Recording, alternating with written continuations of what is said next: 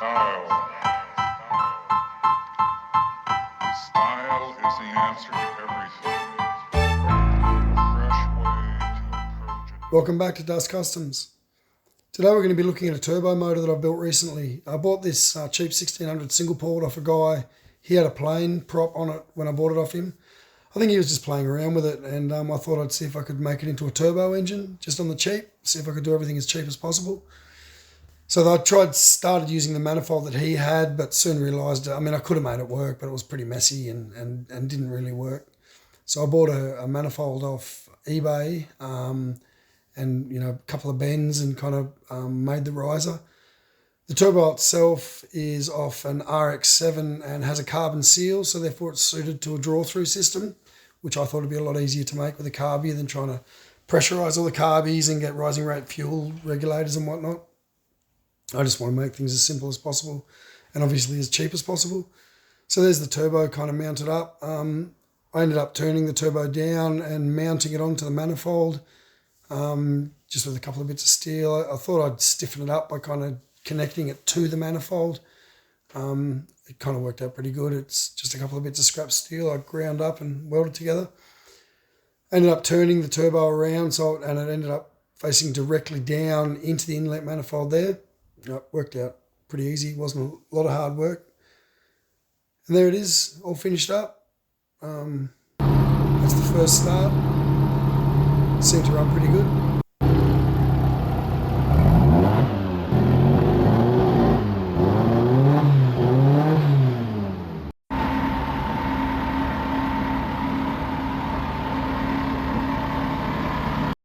Well, that didn't last long.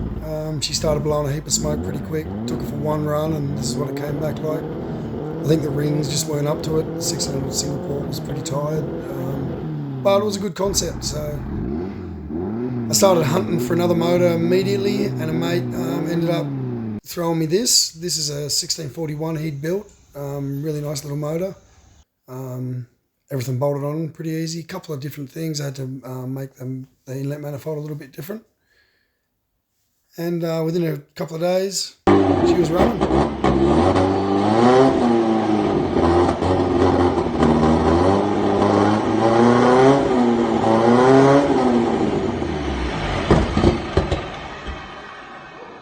Okay.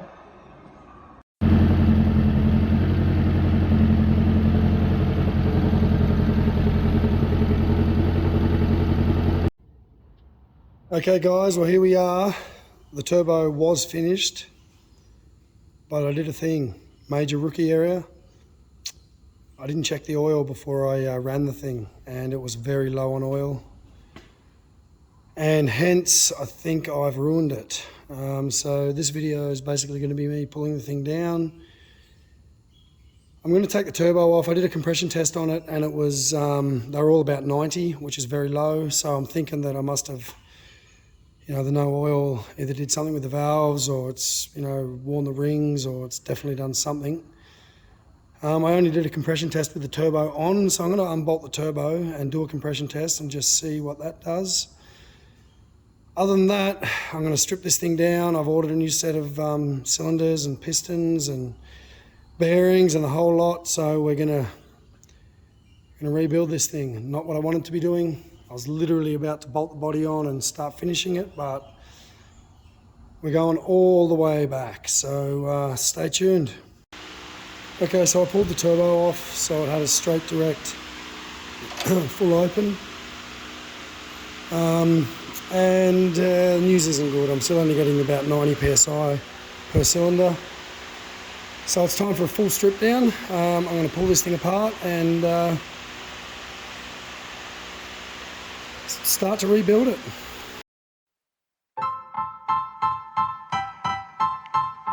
Style.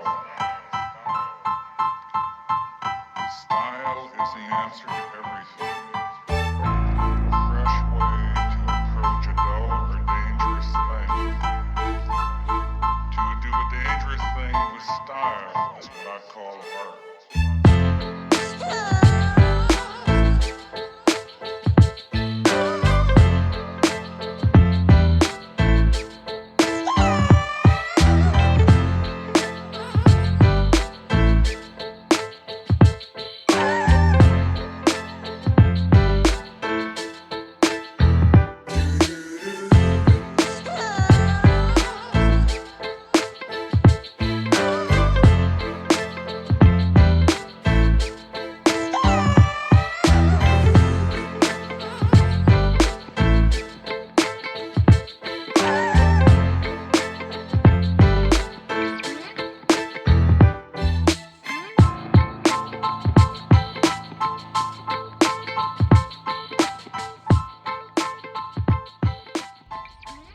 that's it pretty much stripped down of all its components. It's basically a long block. I've still got to pull the front fan off. I've obviously got to unmain it from the engine. I've still got to drain the oil.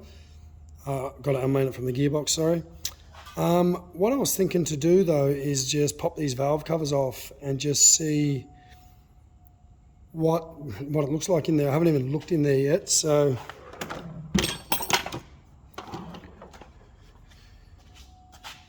I mean it wasn't running for a long time,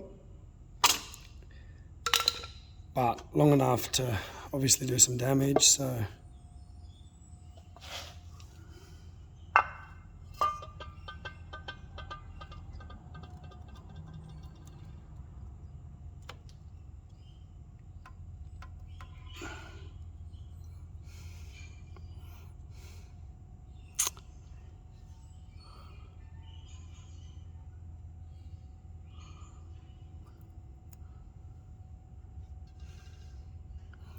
there's nothing visible. Obviously, it's probably not easy to see if there's anything going on in there, but I guess the next thing I'm going to do while it's sitting on there, I might just pull it down, use the gearbox as a engine stand and actually just kind of pull the heads off there and then drain the oil off and split the case on a bench. So here goes that. All right, so just a little side note here. I don't have a puller to remove these. So I just had a bit of scrap steel that I drilled a couple of holes in, and you thread the bolt through the holes on the pulley and leaving the nut in a couple of threads. The bolts I had didn't have long enough thread on them, so I just put it's actually a camber adjuster in there, and if you slowly tighten up each side, a couple of turns at a time,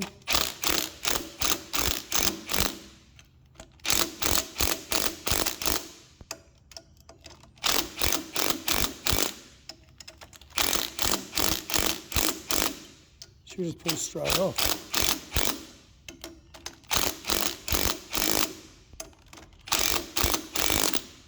It'll actually pull over the nut, the bolt that holds it on.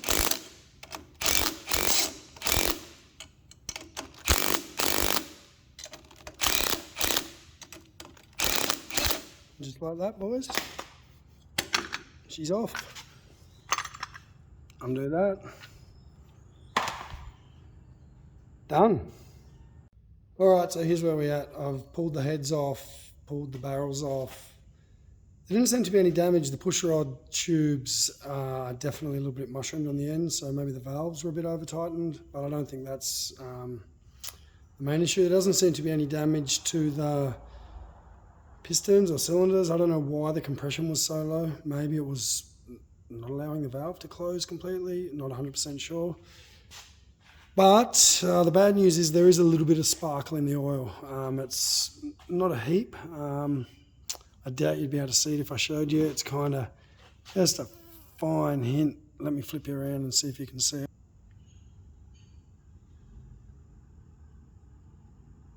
You can see the little sparkles just there. So, look, there's the push rod tubes. One of them seemed to be okay on each side, so it seemed like the other three were over tightened. Look, one of them seems to be bent a little bit, just a little bit bent, so I guess that's also part of the issue, so I'll put new push rod tubes in it. The heads seem okay, doesn't seem to be any damage to the heads or valves. They all seem to be okay. Fair bit of carbon build up. I mean, I guess the way I was running it was very rich, but I'd say that was just from previous. It had, I don't know, a few thousand Ks on the motor, 10,000 or so. You can see well, that's just from me running it rich, I guess. So these are a double spring valve, which is, meant to be good for turbo. That's kind of why I bought this engine. It had some good bits on it. Unfortunately, I didn't give it a very good test run. There's the other side. You can see the piston cylinders actually seem okay. I'll probably use them on another single port 1600 that I've got, turn it into a 1641. There's the other push rod. You can see there, one's good, three are bad. And there she is, stripped apart. So I will be splitting the case. I've got a set of bearings on the way, so I may as well just go into it and do the whole thing. I'll keep you posted.